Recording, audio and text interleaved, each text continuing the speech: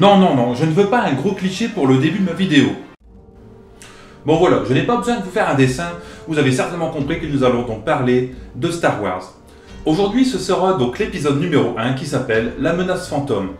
C'est un film qui est sorti le 13 octobre 1999, il a été réalisé par George Lucas, dure 2h13, et les acteurs principaux sont Liam Neeson dans le rôle de Qui-Gon Jinn, Natalie Portman dans le rôle de la reine Amidala et Padmé Naberrie, Ewan McGregor dans le rôle de Obi-Wan Kenobi, et enfin Jack Lloyd dans le rôle de Anakin Skywalker. Ce film est le 4e dans l'ordre de sortie au cinéma, mais finalement c'est le premier dans l'histoire qu'a prévu George Lucas.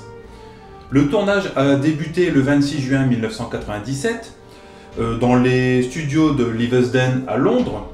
Ensuite, ils se sont dirigés vers la ville de Naples en Italie pour les incultes, dans le palais royal de Caserta, pour finir par le pays de la Tunisie, sur le même site de tournage que pour l'épisode de la Guerre des Étoiles. Le tournage s'est terminé fin 1997, et il faudra attendre encore 1 an et demi de travail sur la post-production pour avoir la version finale que l'on connaît aujourd'hui. Mais ça a porté ses fruits, car le film a été nominé 3 fois aux Oscars des années 2000, pour la catégorie du meilleur son, du meilleur effet sonore et du meilleur effet visuel. Le film a aussi été critiqué lors de sa sortie et a reçu pas moins de 7 nominations aux Razzie Awards qui récompensent les pires films. Dans le lot, il y avait la nomination pour le pire film, pour le pire réalisateur ou pour le pire second rôle qui a été décerné à Jar Jar Binks. Mais ça voit ce que vous ça dites. Commençons par l'aspect technique du film. George Lucas a commencé à écrire l'histoire le 1er novembre 1994, soit 5 ans avant la sortie du film. Mais c'était quand même après la première trilogie qui regroupe les épisodes 4, 5 et 6. C'est le progrès en matière d'effets spéciaux, notamment sur Jurassic Park, qui le convaincra de réaliser ce projet qui nécessitait de nombreux effets visuels réalistes pour concrétiser sa vision. Le tournage en Tunisie pour les scènes de Tatooine a été perturbé par une violente tempête qui a détruit presque tous les décors. Il était arrivé la même chose en 1977 lors du tournage de la Guerre des Étoiles. L'ingénieur du son, Ben Bird, a créé le son du vaisseau de la reine. Il voulait un son doux et puissant pour correspondre à l'élégance du vaisseau. Ce son a été obtenu en modifiant et en ralentissant le son d'un moteur d'avion à hélice de la Seconde Guerre mondiale. Pour la scène de la course de pod, au lieu d'avoir des milliers de figurants, la production a choisi d'utiliser une maquette. C'est ainsi que sur les plans larges, une maquette a été utilisée en remplaçant donc les figurants par des petits bâtons avec du coton, et tout ça a été animé avec un système de soufflerie. De plus, on peut voir furtivement Wicket dans les tribunes. Wicket, c'est l'Ewok amoureux de la princesse dans l'épisode numéro 6, Le Retour du Jedi. Toujours dans la course de pod, un des personnages dans les gradins est habillé comme Indiana Jones. Saurez-vous le retrouver? Eh ben, moi non. On le sait tous, ce film est rempli d'effets spéciaux. Mais à ton avis, combien de minutes ne comporte aucun effet?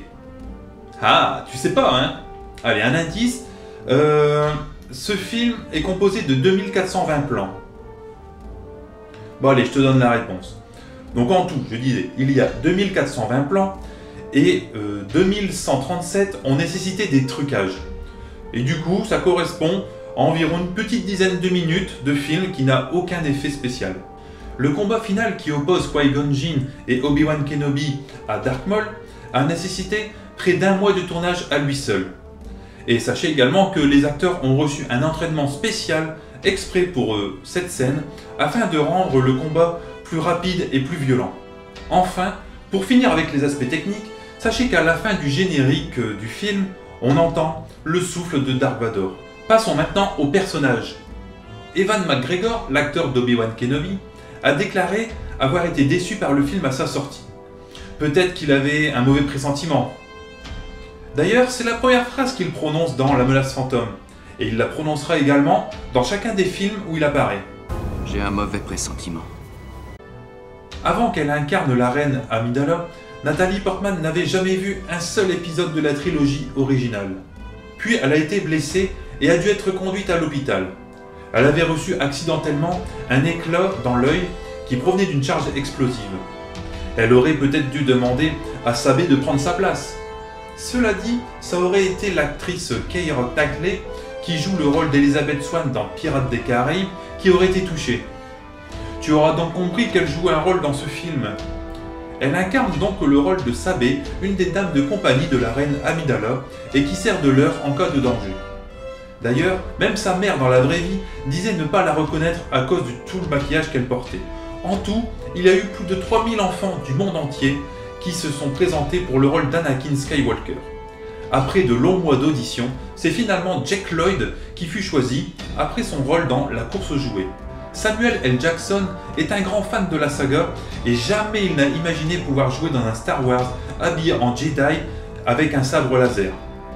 Il en parla même dans plusieurs émissions de télé et il disait même qu'un petit rôle pouvait lui convenir. George Lucas l'ayant entendu, il lui permit de réaliser son rêve en créant le personnage de Mace Windu spécialement pour lui. Ewan McGregor a créé un léger problème lors du tournage du film. En effet, celui-ci était tellement heureux de jouer dans le film qu'il faisait lui-même les bruitages à la bouche lors des séquences de sabre laser, genre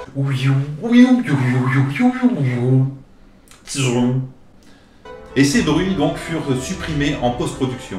Liam Neeson est arrivé tardivement dans le projet. Et comme il était plus grand que la moyenne, les décors ont dû être modifiés à cause de lui. Ces derniers avaient été construits en amont et ils s'arrêtaient à quelques centimètres au-dessus de la tête des acteurs qui étaient déjà dans le projet. Le reste du décor devait être des images de synthèse. L'équipe a donc été obligée de rehausser les décors de quelques centimètres et cela a entraîné un coût de 150 000 $. Le nom de Jar Jar Binks a été trouvé par le fils de George Lucas, Jet. D'ailleurs, Jar Jar est considéré par les fans comme le pire personnage de la saga. Mais ce personnage aurait pu être tout autre, notamment pour la voix. Sachez que Michael Jackson avait demandé à George Lucas d'être la voix de Jar Jar.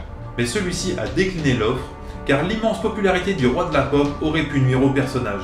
Darth Maul est interprété par le cascadeur et expert en arts martiaux et armes blanches Ray Park. C'est lui qui a incarné le rôle du cavalier sans tête dans Sleepy Hollow et Crapaud dans X-Men. Il a lui-même effectué toutes les cascades du film. Le personnage a immédiatement gagné sa place dans le cœur des fans de la saga, au point que certains reprocheront à George Lucas de l'avoir fait disparaître trop tôt. Malgré son temps de présence réduit, il reste une figure emblématique et marketing du film. La transformation de Ray Park en Darth Maul nécessitait pas moins de 2 heures de travail. Et en plus, il fallait lui ajouter ses 8 cornes, 2 sur la tempe, 1 derrière la tête et 5 autour du crâne. Lors de la bataille finale dans les plaines de Naboo, on peut apercevoir un droïde de combat immatriculé 1138.